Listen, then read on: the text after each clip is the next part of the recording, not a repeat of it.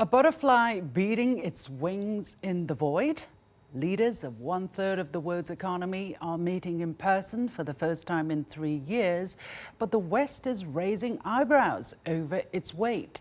The 15th annual summit of BRICS, an acronym for Brazil, Russia, India, China and South Africa, has commenced in Johannesburg, South Africa. This is the first in-person summit since 2019 of the platform, with the exception of Russian President Vladimir Putin. A total of 67 heads of African countries and developing countries elsewhere have been invited. Chinese President Xi Jinping is combining attending the meeting with paying a state visit to South Africa, his fourth such visit in the current capacity. But if you read articles about the BRICS on mainstream media, you'd be forgiven to be shocked by the level of ignorance, dismissiveness and skepticism about the term. Is BRICS a butterfly beating its wings in the void, as some are putting it? Is the West playing down its impact intentionally?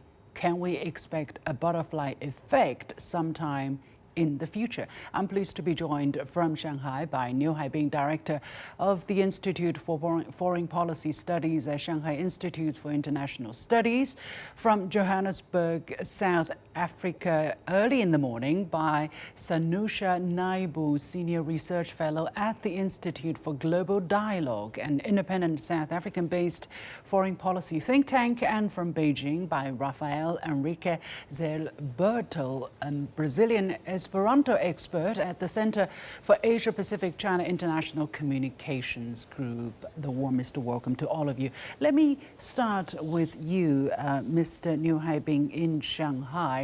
We did a bit of research last year when we were talking about the last BRICS summit. It was a virtual one, and last year there were practically zero interest in the group. Why the sudden interest this year by the international media in the meeting? Yes, I think there are several reasons for the international community to pay more attention to this summit in South Africa. I think this is the first in-person meeting after the pandemic. So this is important for the collective multilateral interaction, but also the bilateral ones. And the second reason is that the summit paid attention to the relationship with Africa, because Africa is a hot topic now, representing the rising voice and influence of the global South in the world stage, especially its concern to the Ukraine crisis, and also the development and post-pandemic recovery.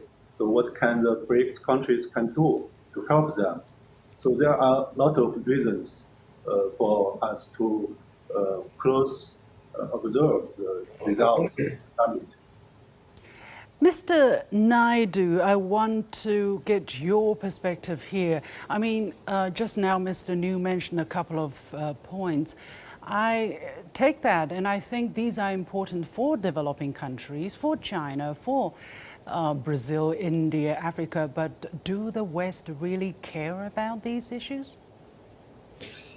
Good day, and good day to the colleagues and Ms. Naidu. I think the West has suddenly woken up to the idea that the African continent can actually leverage, can actually have different options in terms of development finance, infrastructure development, access to partnerships that don't necessarily only consider itself located within traditional development engagements. And I think that's part of the reason why this summit is so strategic, and the amount of attention that this summit is receiving is that it comes at a time where we're also in a kind of, not really a post-pandemic world, but we're coming out of a pandemic.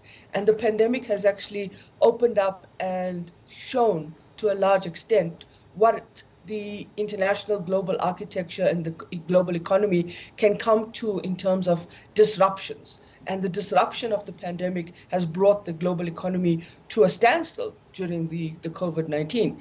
And so this is really about finding that way in which you can navigate this. And I think Africa, and yesterday this was a very key session in the BRICS business discussions, where Africa and the role of Africa and the relationship Africa has with the BRICS in terms of deepening trade, but also deepening Africa's intra-trade dynamics and, of course, payment systems through the Pan-African payment settlement system, etc., were all key issues. Well, let me bring up some numbers here, and that's what China's ambassador to South Africa quoted days before the meeting to explain why BRICS matter. He was talking about the collective population, for instance, of BRICS countries accounting for 42% of the world's total. We account to 18% of the world's total trade. I mean, just trade between and among the five BRICS countries. The combined GDP of BRICS countries are right now standing at 31%. But what's worth noting is that this is said to be the first year where the collective weight of BRICS countries' economy will surpass that of the G7. And then if you look at the voting rights of BRICS countries, both in the International Monetary Fund and the World Bank, they only amount to 14% each, respectively.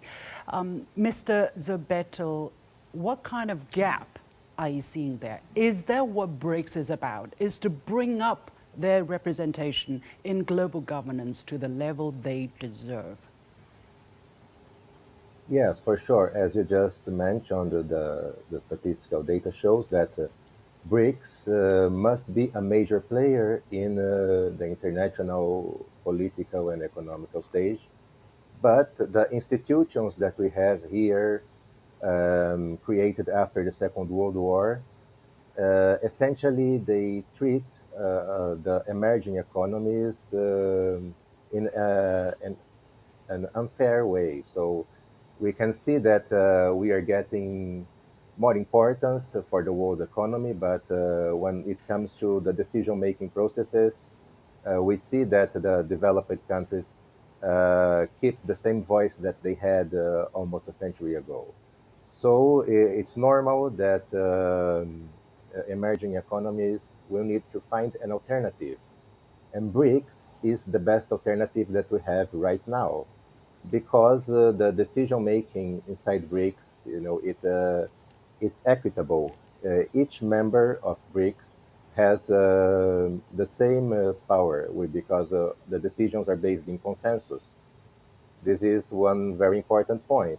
And then this makes BRICS be regarded by developing countries as a geopolitical bloc that can represent the global south.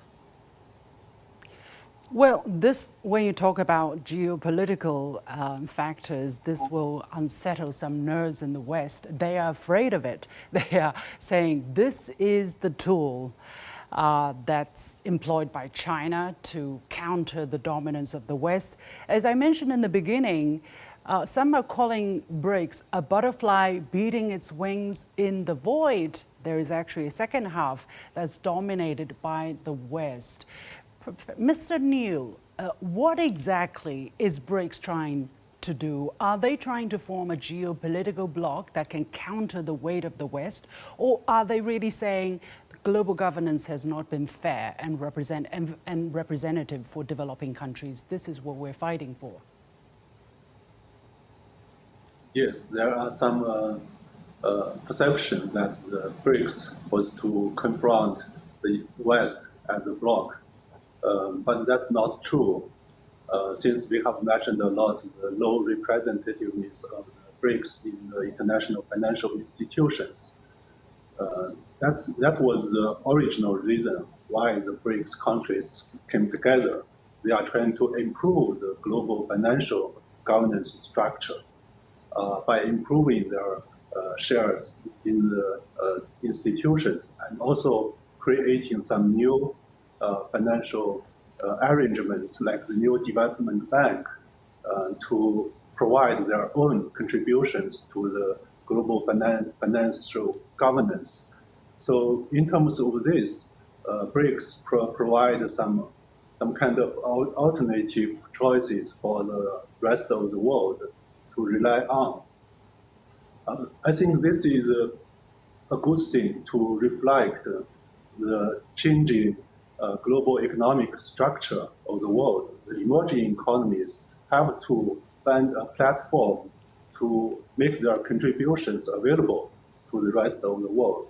So I don't think there is a confrontation, but there is some kind of additional contribution and alternative uh, choices.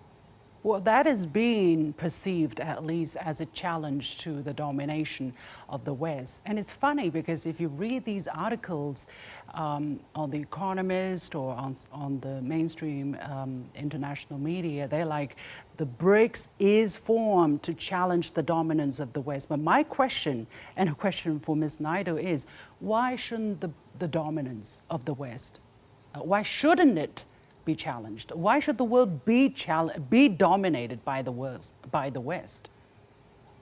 Yeah, I mean, it's the big question that sits in the context of where we are and where the BRICS will probably be moving to in the next 5, 10 years. I think why there's this whole kind of reaction to the BRICS and the provocation that the BRICS will not necessarily be as legitimate or as credible or as the world after 1945 is really because it represents a system of possible change. And that system of possible change is not one that has always been built in for accepting change in the way that we've seen the international architecture evolve. So I think it comes with a whole lot of questions about what does this mean for us, our own kind of identity in the global arena? What does it mean for our own footprint in the global arena?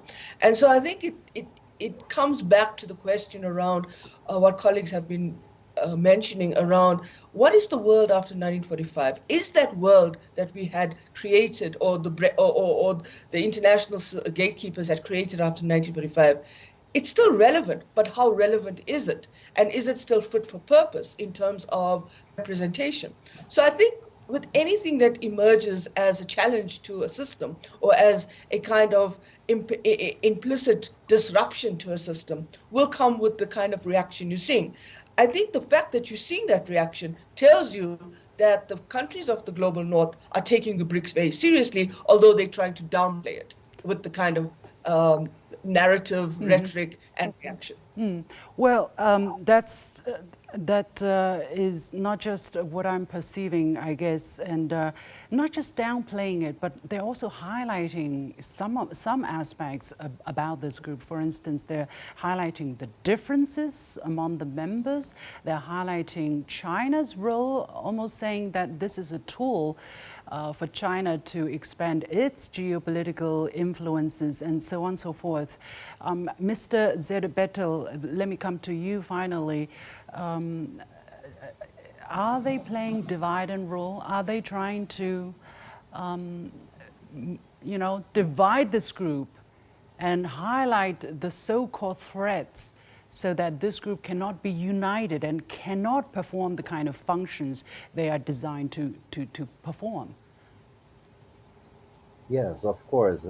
It's easy to see that because Reuters recently published an article mentioning that Brazil, India, and South Africa should quit BRICS and create a new international bloc without participation of Russia and China. So they show that Russia and China like evil countries and recommend Brazil, India, and South Africa to try to become apart from these two countries. But it's obvious that this will not happen. We are committed as BRICS. You know, it was hard work to build BRICS. BRICS is working.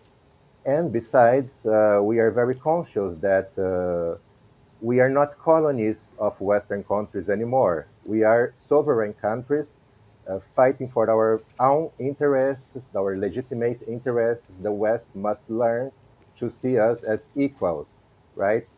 And then we deserve equal treatment. We must emphasize that BRICS does not target any country or bloc. It's just supporting the legitimate interests the global south, because we feel underrepresented in the international order as it is nowadays. So we are just trying to find alternatives that we consider better for ourselves. Okay. Well, I think countries are making up their mind. The fact that 20-some countries are formally applying to join the bloc says something, right, about what countries are seeing from this group. Anyway, despite the media reports. Anyway, many thanks to my guests, Niu Haibin from Shanghai Institute for International Studies, Sanusha Naidu at the Institute for Global Dialogue, and Rafael Henrique Zerbetto from a Brazilian expert at the Center for Asia-Pacific China International Communications Group.